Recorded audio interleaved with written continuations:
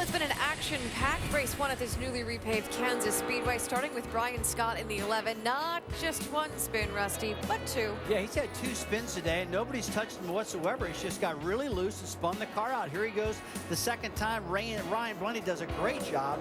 Doesn't hit Scott, but real loose today. A lot of loose cars out there. Yeah, there's a lot of loose race cars, and the guys are really taking their time, trying to figure out the best way to get the horsepower down to the racetrack, trying to get up in that second groove. We see a lot of aero push, so yeah, it's been a tough day adjusting, but everyone's doing a good job, I think. We were hoping that the outside lane would come into play. Joey Logano certainly thinks it works. He started on the outside in one of the earlier restarts. Yeah, absolutely, and he's not the only one that we see out there. As a leader, he was moving the groove up, and now we've seen quite a lot of passing. A lot of strategy being played out. Who do you think looks good early on? Well, I've got to tell you, I thought Logano looked good early on, but now he's pitted, gotten back in traffic, and not moving forward. So, I'm looking at Paul Menard, very strong. And we're getting ready to go back green. Ricky Stenhouse Jr. out front, Marty. And thank you, Nicole. You're right, Stenhouse alongside of Menard. Menard has finished second twice in 6 starts in 2012. He's been the top 8 all 6 races he's been in. There is your race leader on the inside. 31 cars on the lead lap. Here we go.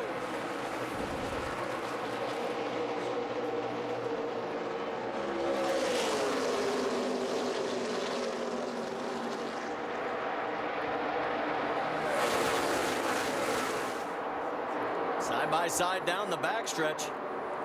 Look at this 2-wide racing. Well, Stenhouse was ready. He tried to force Menard to get out of the throttle by going in a little bit wide that time.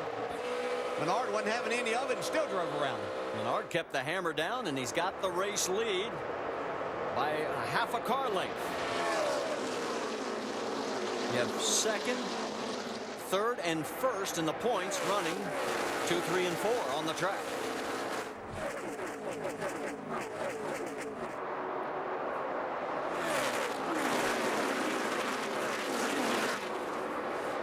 Sam Hornish in that yellow number 12 got a little loose again. He's got the 99 of Kenny Wallace underneath him. Justin Allgaier and Cole Witt right behind. Here's Allgaier's view.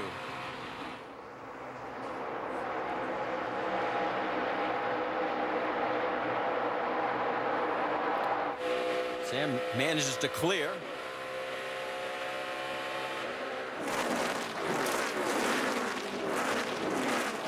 Allgaier, while he was trying to handle Cole Witt, gets passed by Danica Patrick. Here comes Ryan Blaney.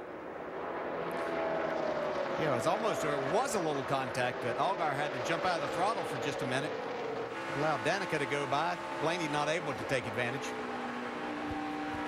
That's Michael Annett. You heard him have to breathe the throttle.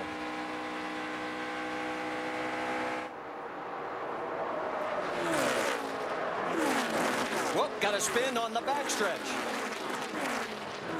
Hard into the wall is the 11 of Brian Scott. The third time, almost collected. The 13 of Jennifer Brown.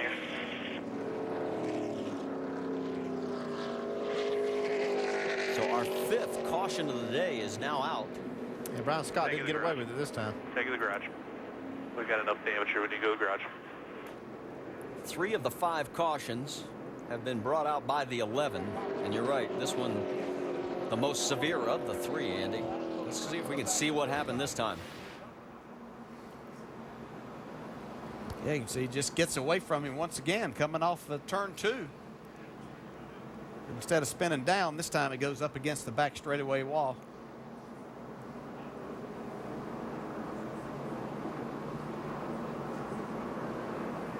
Everyone else does a nice job of avoiding. Whoa, that was close right there. And there you see the 11 heading back towards the garage area. A frustrating day for the team and Brian Scott.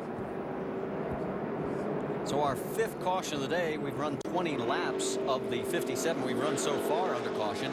Pits are open and the race leader is coming down, but Ricky Stenhouse Jr. is staying out again, perhaps. Yeah, and Stenhouse last pitted on lap 17, so I don't know why he decided not to come down, but here comes Kyle Busch, Dave. Yep, he's going to be that 5th position up on the track right now. They'll take on, it looks like this time, perhaps 4, and nope, they're going to stay with the 2-tire strategy. Leave the lefts on again, Doc. And for the 2 car, they're going to go left side this time. They went right side the first stop, topping off with Sunoco fuel. He is away. Vince. The 3 of Austin Dillon, left sides only. The 33 of Paul Menard, they took right sides on the first stop. They took left sides this time. And you can see Paul Menard comes out, followed by Austin Dillon, Elliott Sadler. On down through the line, and we'll set and reset everything. There is the race off pit road, and you can see how the first 5 took 2. Then Annette Bliss, Nemechek, Mike Wallace start in the back of the field and has now worked his way into the top 10. Good job for Mike in the 01. Jamie has caught up with the driver of the 39, Dexter Stacy. And he was the reason for the previous caution. So we're seeing a lot of spins so far. How are the race conditions right now? They're a little rough. The second groove slowly coming in, and people keep trying, and they just keep losing it like I did. So it's not that bad. So that's exactly what happened to you. You just try in the second groove. Yeah, and I just pushed up and hit the marbles, and it just spun me right around. All right, glad to see you're okay, and we'll see him back in the car at Phoenix, Marty. Okay, thank you, Jamie. While we've got a moment, let's talk about the motorsports calendar coming up, because obviously 1 o'clock Eastern tomorrow, race number 6 in the chase for the Sprint Cup. It's presented by Ram. It's on ESPN. And then the American Le Mans series, the Petit Le Mans, presented by Mazda at 1 Eastern tomorrow on ABC. And the Nationwide Series takes a week off, so November 3rd is our next stop at Texas, 7 p.m. Eastern Time on ESPN.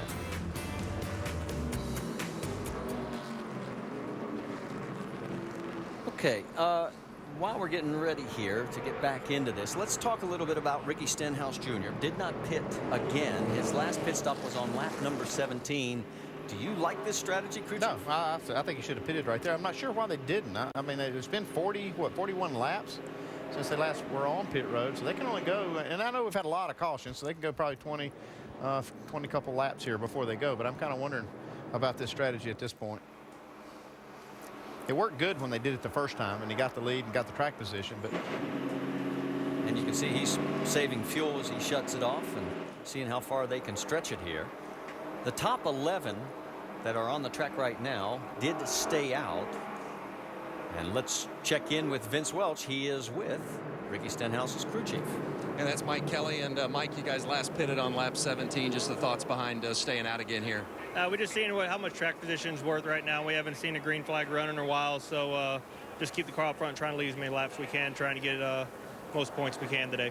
You've had some time up front. You've had some time back in the pack. How's the car handling in traffic? It's way better when it's out front. That's why we're trying to keep it out there the best we can. Thanks, Mike. Marty? Well, he has led a total of 13 laps so far. Joey Logano has led the most at 34. Paul Menard has led a total of 12. So as we get ready to reset it here, it'll be Stenhouse on the inside, Kenny Wallace alongside, then Colwitt, Danica Patrick fourth, and Justin Allgaier rounds out your top 5 with Scott Lagasse Jr. in 6th. So some new faces because they stayed out in the top 10. Yeah, this could get pretty interesting on this restart here.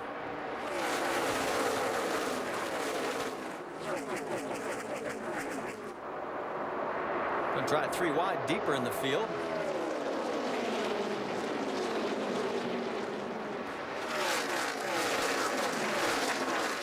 Whoa, spin by, no, he saves it. What a nice save by Scott Lagasse Jr.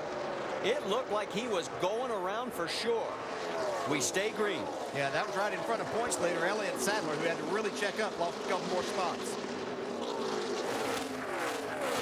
Let's go back and show you just how close this was. I think you're going to be able to read the side panels of this car.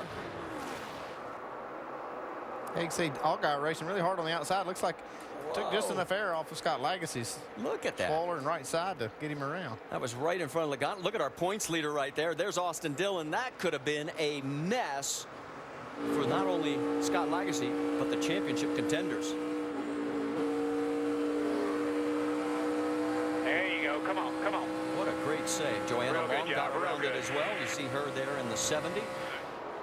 So a nice recovery by Scott Lagasse. Meanwhile, Ricky Stenhouse Jr.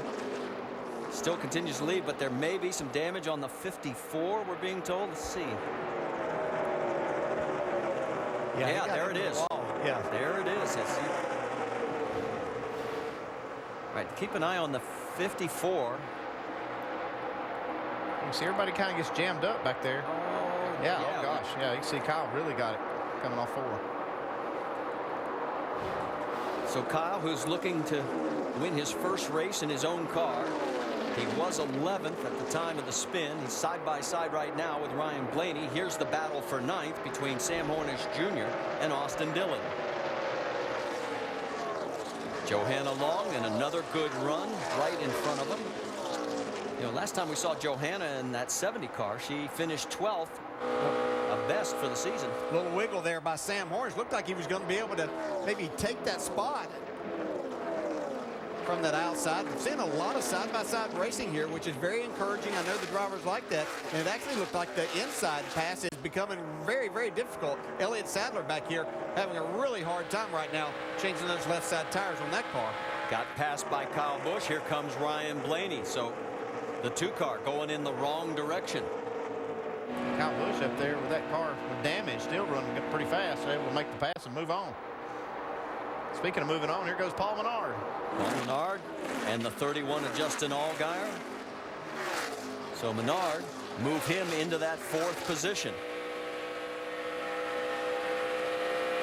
Now the way things stack up because of Stenhouse staying out, look how big a swing we would have in the points from -13 to +5 for Ricky Stenhouse Jr. Now, don't forget, we got 134 laps to go, but it just gives you an idea how one strategic move can affect the outcome of the race. The problem that the 6th is going to possibly have, I would think, would be maybe having to make a green flag pit stop. Well, we haven't seen a very long run yet. Not yet.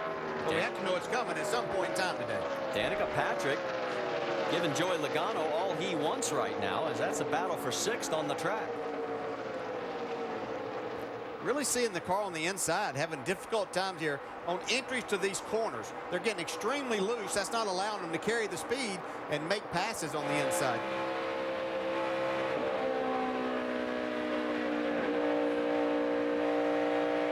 You know, Danica did not look all that great during practice yesterday, but right now running 7th. There you see the 3 of Austin Dillon and the 12 of Sam Hornish Jr. right behind her. Yeah, we've seen some of Danica's best runs on tracks like this with a lot of grip. Trouble over in 3. Got it spinning. Car into the wall, the 41 of Nur Ali. Now go to the bottom. Nothing else coming. Just let it roll to the bottom. All right. Just bring it to the pit box there, nice and smooth. It looks like the right front's definitely down and several other tires as well. Nice and easy. Got some tires down, so just take your time. Just take it to the pit box. 10-4. 10-4. Car got loose. Car got loose. Yeah, I saw it there. I saw it. 6th caution of the day. He was running 28th at the time. That thing snapped around on him, didn't it? Yeah, it was down on the, looked like he was down on the apron, though, with the left front tire. That'll get you loose.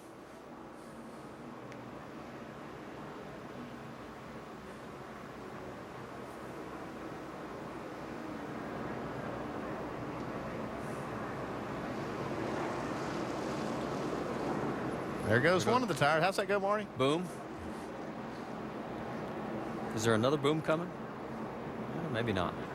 Maybe on the other side. It's not a good feeling.